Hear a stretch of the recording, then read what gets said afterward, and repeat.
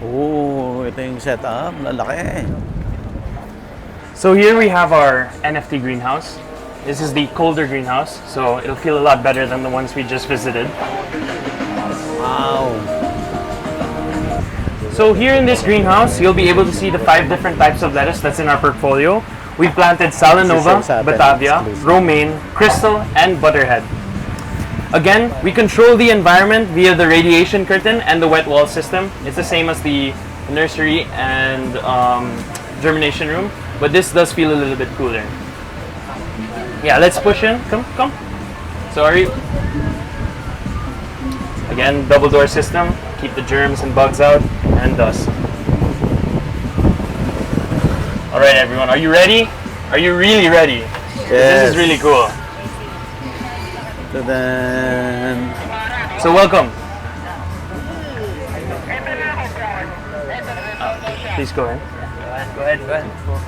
So NFT stands for Nutrient Film Technique.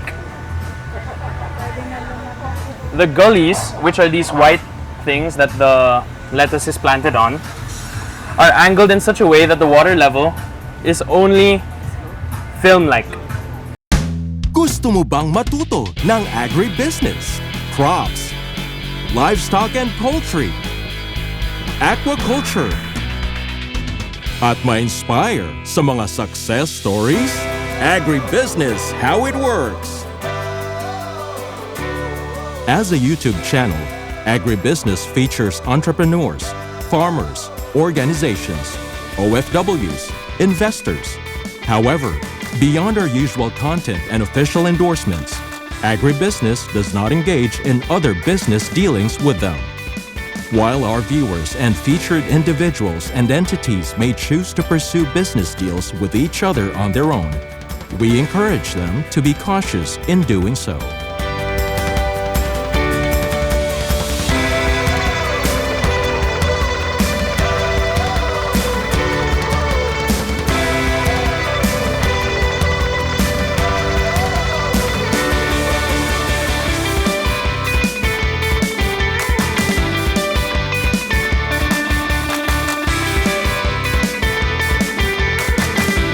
Please take your final photos.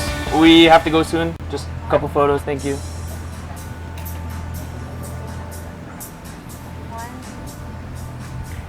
It's out in the market, yung MVP brand. Yes. Andun na siguro. Ngayon pa lang nilo-launch. We do have to leave as the next group will be Mali coming ako yung sinasabi inside ko sa shortly. Vietnam kanina kung 3,000 We na have to. our last 2 stops on the Probably tour, baka nasa, and then ano yan, you're free to go. half hectare per greenhouse. Ayun sa Vietnam.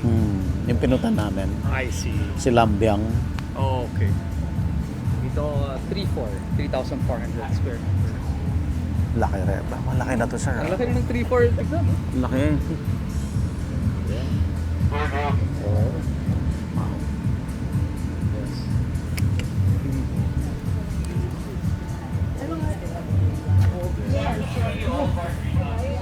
Salanova.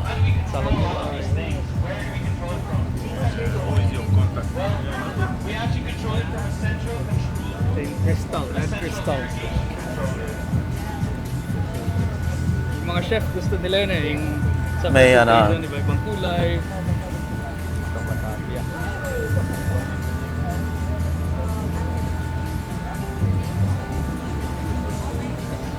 Salanova, almost ready for harvest. Hindi, benta yun. Kalahati lang naman ito.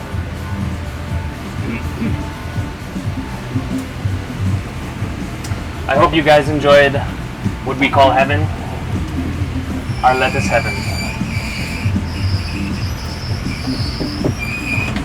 Now we'll be moving on to the area where we essentially control all of the aspects of our greenhouse from our central control room. Now, we also have a management system here that allows us to automate and control the pH level, temperature, and timing, and the amount of water, mixed water nutrients that goes to each and every single vegetable or greenhouse. Sensors are visible here to see the current radiation and temperature and humidity. If we look over here, follow me.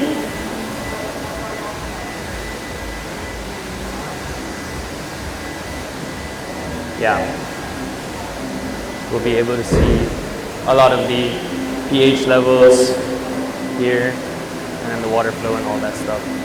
So this is essentially the brain of our whole operation. Like I said earlier, we don't have workers doing the putting out the radiation cover or turning on the fans and changing the temperature. That's all controlled here through the central control room. Our water source is currently from a deep well, but soon enough, like I said before, we're going to be starting to recycle rainwater. So yeah, that's all. That's for here. Any questions? Questions? Questions? Very sustainable. No questions. Okay, so let's move to the packing house naman. Maraming small farmers na, halos lahat ng farmers, sila talaga yung nagko-cultivate ng ano nila. Kaya ganon. Sa atin kasi, well, aside from corporate farming, which is kukunti naman, kadalasan ng farm owners wala dun sa farm kasi nga additional lang hobby. Yes. Kaya hindi ganun ka. We hope that by doing this, maengganyo yung mga farm owners na mag-invest din sila and mag-set up ng parang Kahit unti-unti, sir, kahit hindi ganito kalaki. Yes, oo. Na maging hands-on sila. Oo. Hopefully yung next generation, mga anak nila will get interested with kasi agri-technology. It's more enticing for the new generation. 10 times yung productivity kaysa yung traditional farming. Within MVP groups pa lang, may market na. Yung you mentioned, yung Hospitals, yeah.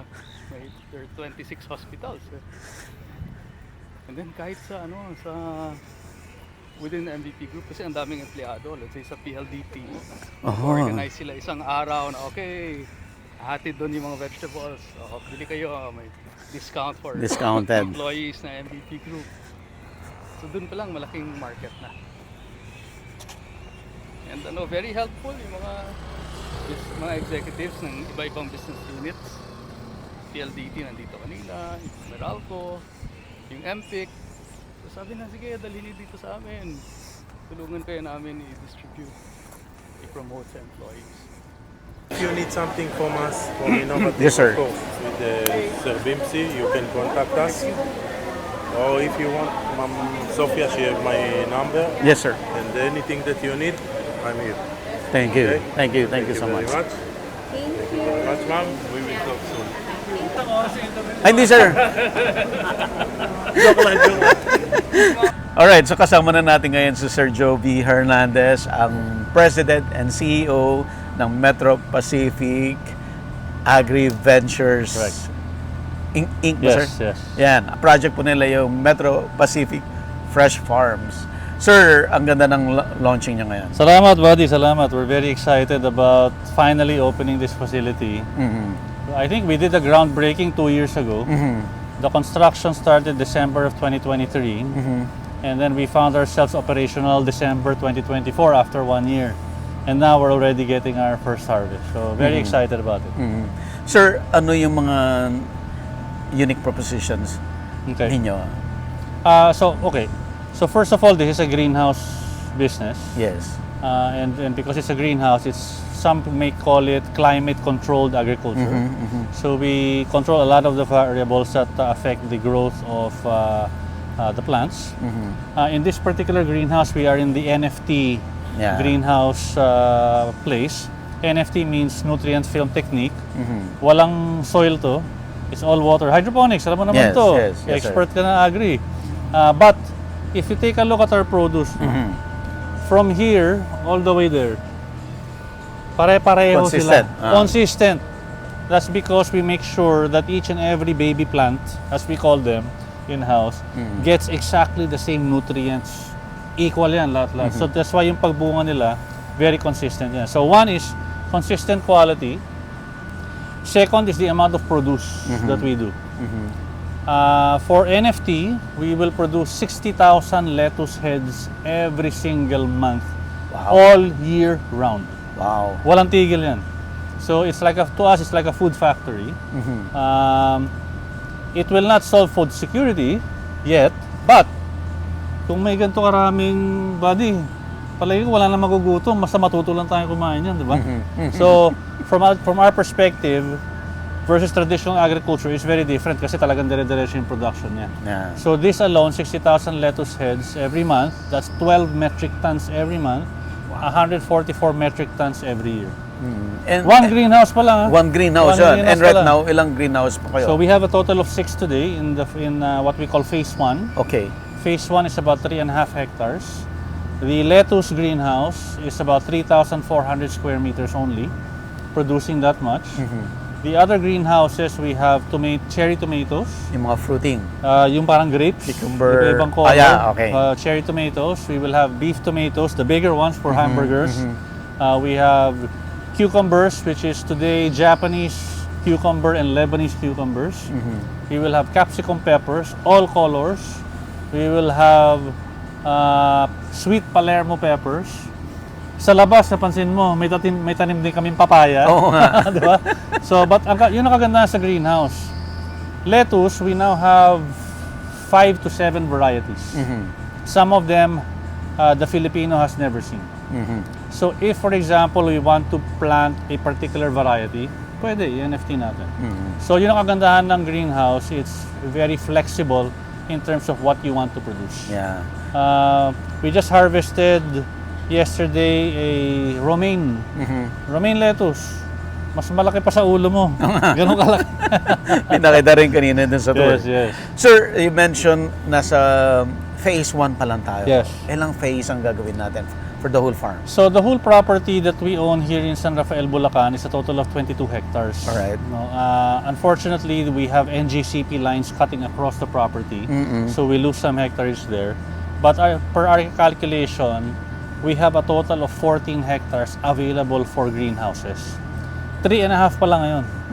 And we're already producing 500 metric tons of vegetables annually. So the phase 2 will be to double that. So we will get to 7 hectares. But again, the property is 14. So pwede pa kami mag-grow after that. Wow. But the Bulacan facility is again intended to serve Metro Manila. I think what is on the plate today that we're thinking about is to set up smaller satellite greenhouses around the country para naman ma-serve natin yung local community doon. Sir, kayo na ngayon yung the most high-tech, the first protected cultivation in a commercial scale is concerned. Yes, correct. Bakit niyo, sir, ginawa ito? Yeah, so tama ka, no? Like for example, hydroponics, it's not a new technology. Everybody was actually doing it during the pandemic, di ba? Yes. Sa likod lang ng bahay ko, nag-hydroponics din ako eh. But no one has done it at scale. Yeah. I think that's one of the main differences. And this is really the approach of the private sector in terms of trying to help also alleviate the status of Philippine agriculture, no? Ang kagandahan nito, buddy, may mga bata kaming pumunta dito. They were very excited. And that's a problem also that we want to address in Philippine agriculture. Yung mga anak ng mga farmers natin, ayaw magtanim kasi mahirap, lumuyuko. Pero dito, tamo, ka-level ko lang, hindi ako kailangan yumuko. And if you're using high technology, we think we can entice the younger generation to get involved again in agriculture. So, hopefully, we'll be producing more of these sites nationwide. Yeah. Bakit po Israeli technology ang ginamit ninyo? Well, mahabang story, pero to cut the long story short, si Ambassador Flus, the Israeli ambassador to the Philippines, introduced us to LR Group. Kung naalala mo, sila rin yung partner namin sa dairy business namin, di ba? But when I went to Papua New Guinea to take a look at their dairy business, I saw that they had a greenhouse farming business also. That was the model. And everybody knows Israeli technology is the best right now.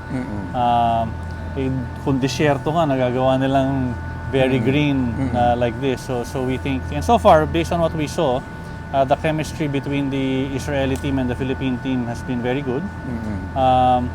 But again, part of the plan is how do we now do technology transfer to Filipinos? So part of the plan is to get local farmers to learn the technology so that they can do this themselves. So everybody uplifts all of their production in terms of higher quality, higher production value, and volume. sir, nagpo-produce kayo ng napakadaming vegetables. Ganun ba kalaki yung demand natin ngayon? We think so. We think so. In fact, based on the 500 metric tons of production that we have every year, wala pang 2% ng demand ng Metro Manila. Ganun kalaki yung demand. Unfortunately, ang nangyayari sa the current state today, again, majority of our vegetables come all the way from Benguet. There are certain losses when it arrives in Metro Manila. So we think we can make it more efficient. And sabi nga ng aming commercial officer na si Toby, now is the time for us to change the Filipino plate. Kasi ang Filipino plate nga, buddy, alam mo naman 3 quarts white rice, 1 quart adobo. Tapos may Coca-Cola on the side, tsaka potato chips, di ba? Okay. At least ngayon, we want to make it a healthier plate for the Filipinos. We already have dairy, which is your fresh milk. May dessert na rin tayo, Carmen's Best. Yeah. Ngayon, may salad na tayo. And then we can move on to other things to make the Filipino plate more healthy.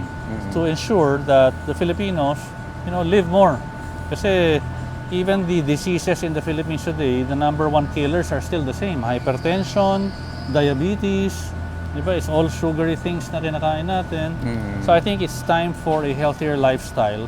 But this is not a concept that's new. The younger generation are the ones who want it. They're the ones who are demanding for a healthier and better option. Sir, yung traditional planting ng vegetables ay nasa highland, Yes. like Benguet and Cordillera, simply because of the climate. Correct. Now, dinala nyo dito sa San Rafael, which is lowland. Though ang problem ng highland, malayo nga, kagaya na mention nyo, dito sa San Rafael, malapit kayo. Correct. Pero ano yung problems or challenges naman nyo dito? So it's not more of problems, it's more of challenges. So syempre with the heat, Yeah. diba? So we had to invest in cooling pads like these. We have a steel mesh on top that controls the radiation. This actually retracts if it's too hot, so that we're able to produce an environment that's conducive to growing the vegetables. So mas malapit, naman very consistent. I could argue that even if you're in Benguet, hindi ganito kaganda at hindi ganito ka-consistent. But again, let me be very clear. We are not competing with the local farmers. We're not. Alright. In fact, it's complementary. Kasi you mentioned nga, konti nga lang yun na po-produce. In fact, ang gusto nga namin, maturuan sila kung paano nila gamitin to. So, we're now studying, is there a way for us to microfinance the small farmer? Oh. Right? We will finance, for example, a small greenhouse. Hindi naman pwedeng ganito kalaki, di ba? Tapos kami na rin ang bibili ng gulay. As long as they follow the protocols and they follow the process and they're able to produce this kind of quality, kami na rin ang bibili. They already have a market. And then we will take care of branding it MVP, bringing it to supermarket. So it's going to be a cohesive system amongst the local farmers and us. That's the dream. That's the dream. Yeah, ayan. Narinig ninyo kasi yun sir yung concern ng mga small growers. Yep. Parang na-threaten sila. Correct. Ganoon din naman nung nagsimula kami sa dairy . Oh, okay. Di ba maliliit lang ang dairy, 1% lang tayo ng Pilipinas. Nung pumasok kami, naku, ang laki nila. Dahil ngayon, we actually buy from local farmers. Yeah. We actually buy our corn from local farmers. It has become an ecosystem. Parang pamilya. Yes, meron kami Carmen's Best Ice Cream, pero tinuturuan pa nga namin yung ibang smallhold farmers anong ginagawa namin sa farm namin to increase milk yield. So the design for the greenhouse business is hopefully the same. Yeah. Hopefully, we will have the resources to be able to do those plans para matulungan na namin yung local farmers. Imagine mo kung marami tayong ganito sa Pilipinas. Dapat naman siguro, at least we will be able to increase the food security of the country. Yes, sir. And ang primary market nyo ngayon ay supermarkets and institutional buyers. That's correct. Restaurants, That's ganyan. correct. That's correct. So, for us to be very pervasive, we said we have to be available in all supermarkets. So in today's event, a lot of these supermarket chains were actually here. We have burger chains even who went here. We have restaurant owners, we have caterers who have a demand for consistent quality vegetables to fuel their business. So yung mga households na pumupunta sa public market, wala kayo doon? Wala pa. Aha. Wala pa. But To be frank, we don't know. You don't know. If we will go to the public market. Yeah, We're kasi taking- sa Vietnam po, Hmm. hindi lang sa grocery. Correct. Even for palengke, Correct. available ang Palermo, Correct. ang iba-ibang cherry. Yes. So there are plans that we've heard, like putting up a food chain wholesale market in Clark, diba? In Nueva Vizcaya. That one, we want to be a part of that. But as it is today, we've just started. Metro Manila focus muna. Supermarkets, hotels, restaurant chains, ang focus muna namin. So finally, nakakita tayo ng high-tech, malaki, maganda na protected cultivation farming sa Philippines. Dati, puro lang Taiwan, puro lang Vietnam. Finally, nandito sa Pilipinas, sir. Correct. Because of your group. No, and also our partners, LR Group. No? So it's a partnership between the Philippines and Israel. I think we need more. And ang kaganda, nung nakita ni MVP kanina, nung nakita niya, sabi niya, wow, Nagulat siya. this is something that we should be proud of, sabi niya. So, our objective now is to double the capacity. So, bukas, after this interview, mag-construction Start. ulit. I'm working again. Okay, Sir but Jogi, message po. Sorry, Yeah, sige no, pa. but we're very excited about the prospects. I think of all the customers and trade partners who went here, okay na yung malalaking greenhouse. That's not important eh. What's important is this. Yes, yes. If you see the quality, diba, and the volume, talagang maganda siya. And we're something that we can be proud of na 100% locally produced here in the Yeah. Philippines. Right Yeah. here in San Rafael, Bulacan. Yes, sir. Sir, message po sa audience natin. So again, maraming salamat po sa inyo. You can expect that our vegetables branded MVP, more vegetables please, will be out soon. Please support us. We promise that we will do more of these para ho sa mga Pilipino to. And this is something that we can be proud of as Filipinos. 100% local produce of world-class quality. Yeah. So maraming salamat. Sir, pahabol lang. So, dahil sa ginagawa nyo, may bababa na ba natin ang presyo ng mga gulay? Well, pag nakita mo, kinumpare namin eh. Aha. Diretso yun na kita. Parehong lettuce variety. May isang plastic kami kinuha sa supermarket. Ang laman, 2 lettuce head. 300 plus grams siya. Ang presyohan natin ngayon ng gulay, per gram pa rin eh, di ba? So times whatever to get the price. Kinuha namin yung lettuce namin, same plastic bag, linagay namin. First, isang lettuce head lang, punong-puno na. Pangalawa, 2 versus 1. Mukhang mas marami to because of the volume. Diba? Kasi, and then third, weight. 200 grams lang yun sa amin. So 200 grams times the price factor, mas mura yung presyo. Ano yung difference? Makikita mo dito. Yung iba, makapal yung stem. Kaya mabigat. Pag kumakain ka ng salad, kinakain mo ba yung stem? Tatapon mo rin. Hindi, ang kinakain mo yung leaf. So now it's very important. Even to those technical details are now becoming very important. So hopefully, the average price that we see in the market today is 600 pesos ang lettuce per kilo. So we think we will be able to provide a more cost-effective solution. Kaya nga tinawag namin more. More, you'll get more out of your peso, more nutritious, more fresh, more and better quality, more produced dahil malaki. Kaya MVP. Diba? More veggies, please. Thank you, sir. Salamat, buddy. Apo. And sir, short lang ha. Yung episode niya ng silage, pinanood ko din yun. Pinag-aaralan natin yung silage. Silage. Yung binibale nyo na, sir. Kasi ginagawa na rin namin sa dairy yan. Ang hindi ko pala nagagawa, yung alimango mo. Grabe rin yun, sir. Ganda rin lang. Pero yun, interesado kami mag-aquaculture. Aquaculture. Well, ako personally. Anong species? Any shrimp, high-value fish, salmon, barramundi. Pero yung mga concrete na ponds, parang greenhouse niya, pero ang loob, nasa loob, aquarium. Di ba? Agribusiness merch is now available on Shopee and Lazada. Agribusiness, how it works. Instruct, inspire, succeed.